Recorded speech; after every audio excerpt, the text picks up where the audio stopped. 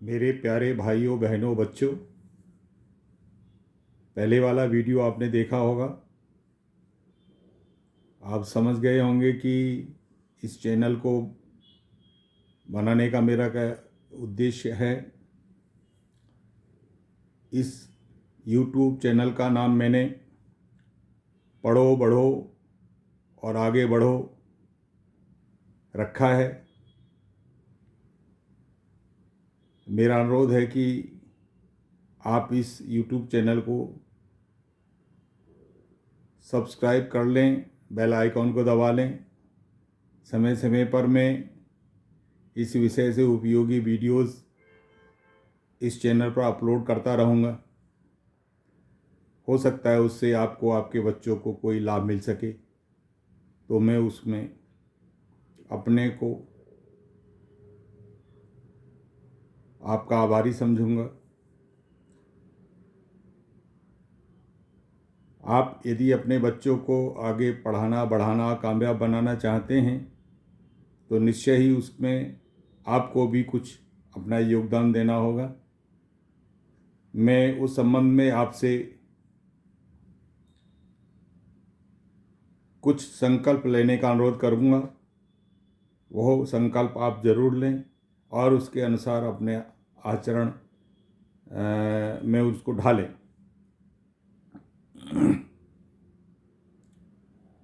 आपको अपना परिवार छोटा रखना है। संभव हो तो 2 बच्चों तक, चाहे वो लड़के हों या लड़कियां हों, उसके आगे के बारे में नहीं सोचना है और उन 2 बच्चों को ही आपको आगे पढ़ाकर कामयाब बनाने का संकल्प लेना है। लड़का और लड़की में कोई विशेष अंतर नहीं है।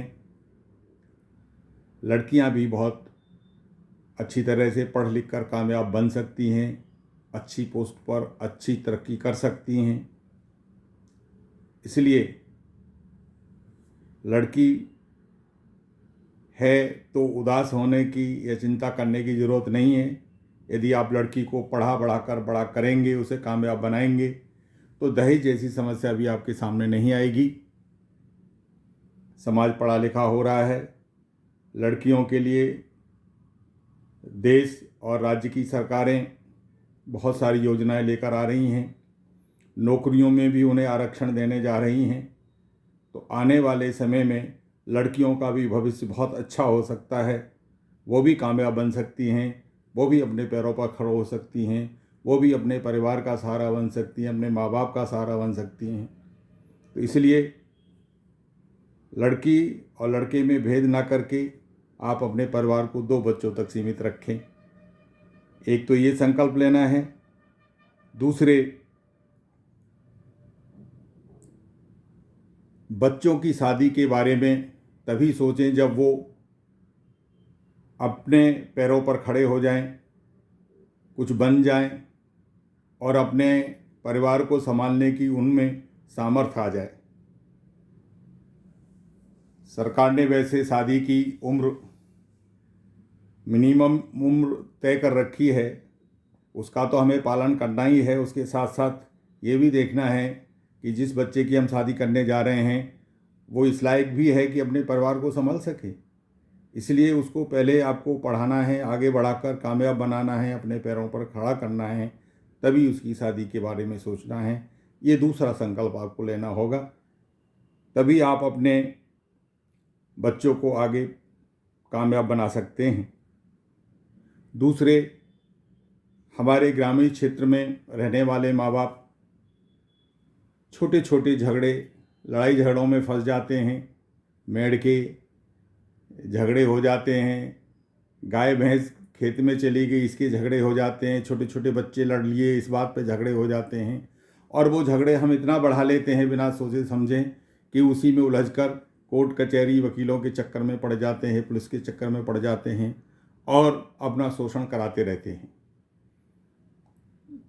तो ये तीसरा संकल्प ही लेना है कि हमें अपने छोटे मोटे झगड़ों को मिल बैठकर आपस में बातचीत करके सुलझाना है, उन्हें आगे नहीं बढ़ाना है, पुलिस में, कोर्ट कचहरी में नहीं ले जाना है, उससे बचना है। तो ये तीसरा संकल्प आपको लेने की ज़रूरत है। चौथा संकल्प मैं ये आपसे कराना चाहूँगा कि आप माँ बाप कोई नशा इत्यादि की आदत ना डालें। अगर आपने कोई आदत है तो उसको समय रहते ज़रूर छोड़ दें। उसका बच्चों के ऊपर बहुत बुरा प्रभाव पड़ता है, आपकी आर्थिक स्थिति पर उसका बहुत बुरा प्रभाव पड़ता है, अनावश्यक आपका खर्चा भी होता है और आपकी सेहत भी खराब होती है। और बच्चे भी फिर आपके कहने से उस नशे से दूर नहीं रह पाते, क्योंकि उसके दिमाग में रहता है कि मेरे पिताजी मेरे माताजी ये नशा कर रहे हैं तो मैं क्यों ना करूं। तो उनको आप लोगों से प्रेरणा मिलती है नशे की तरफ जाने की।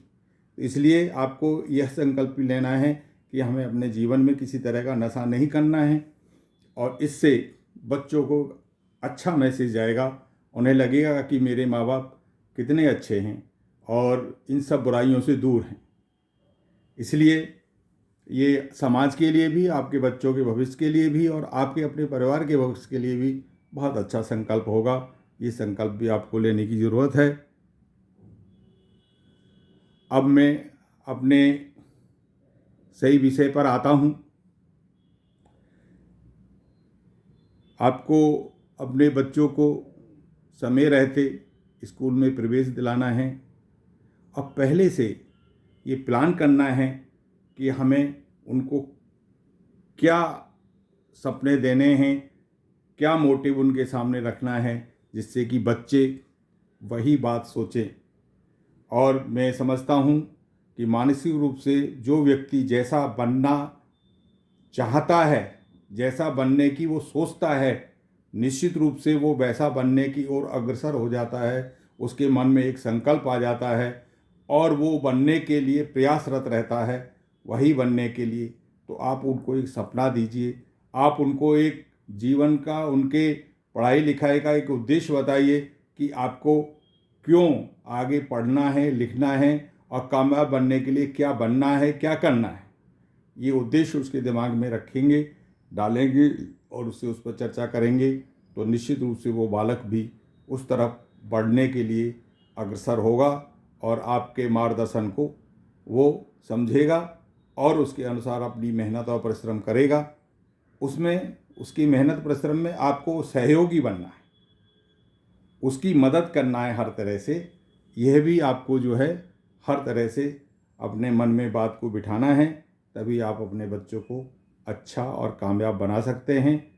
आज मैं केवल इतना ही आपसे निवेदन करने के लिए ये वीडियो बना रहा हूँ, और आगे बच्चों के पढ़ाने के लिए और क्या हमें करना है और बच्चों को कैसे मार्गदर्शन देना है, ये बातें, और कैसे क्या क्या जो परेशानियाँ आती हैं उनसे कैसे निपटना है, इसके बारे में मैं अगले वीडियोज़ में आपके सामने आपको बताऊंगा। तब तक के लिए धन्यवाद आपका मेरा वीडियो सुनने के लिए। और मैंने जैसे कि पहले वीडियो में भी अपना नंबर शेयर किया था, हो सकता है किसी ने वो मेरा वीडियो ना देख पाया हो, तो मैं अपना टेलीफोन नंबर भी आपको शेयर करना चाहूँगा, ताकि आप अपने बच्चों के भविष्य के संबंध में विचार विमर्श करने के लिए, कोई चर्चा करने के लिए मुझसे संपर्क कर सकते हैं। मेरा टेलीफोन नंबर है 9599097847, 95 990 97 847। मैं इसी के साथ ही फिर एक बार निवेदन करूँगा कि आप मेरा यूट्यूब चैनल पढ़ो बढ़ो स्वावलंबी बनो सब्सक्राइब कर लें, बेल आइकॉन को दबा लें। धन्यवाद, नमस्कार, फिर मिलेंगे। जय हिंद, जय भारत, बाय।